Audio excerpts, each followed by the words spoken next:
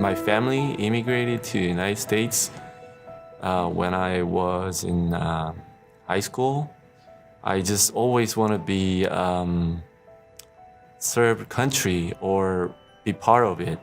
That's part of the reason I joined the Marine Corps. I had the honor and privilege of representing Paul and his wife in conjunction with their immigration matters. And what stands out in my mind about Paul is his service to this country, and a story that's untold unless you hear from him directly. From boot camp, I got stress fracture on my femur neck. My medical officer gave me an option if I want to stay back and take care of office work, or if I can just go overseas with them, with the rest of my unit to fight for the country. When I first met Paul, he couldn't even look me in the eye. He couldn't look anyone in the eye because his PTSD and TBI was so bad from what he experienced overseas. But Paul, in my mind, is a real warrior, and that's what stands out.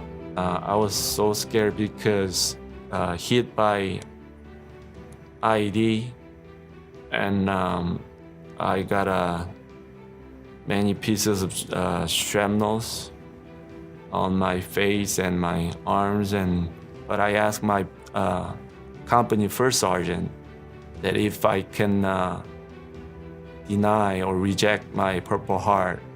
Heard from a man who refused the Purple Heart.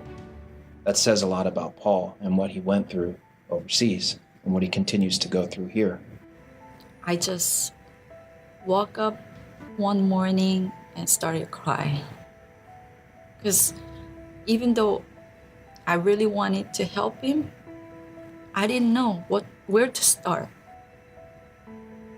Because of our financial situation and my immigration status, even with an RN license, I was not allowed to work in the United States. His story to me is remarkable, not only because of his service, but because of what he's been able to accomplish in his own personal life. 5 months since I've known him, Paul and his wife now have no immigration worries whatsoever. Paul can be relieved of the burden of carrying around the fear that his wife would have to go back to Korea. There's people who don't understand what they've seen, what they went through, what they continue to see. As a public servant, it makes me feel horrible. We owe these people, Paul, his brothers and sisters in the military, a huge debt of gratitude. They're not to be left alone. They're not to feel that way. 80% of combat veteran suffers from PTSD and other mental conditions. They shouldn't be left like that. They really need help. They're great people. They're people who serve for their country. And after returning back home, they struggle to get back to normal life.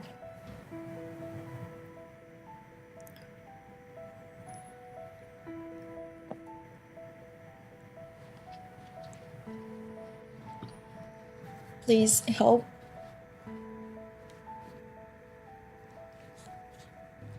Please help Veterans Legal Institute so they can continue to help many other veterans. Please help these veterans. We will continue to do so, and we implore you to continue to do so as well. Thanks for coming tonight.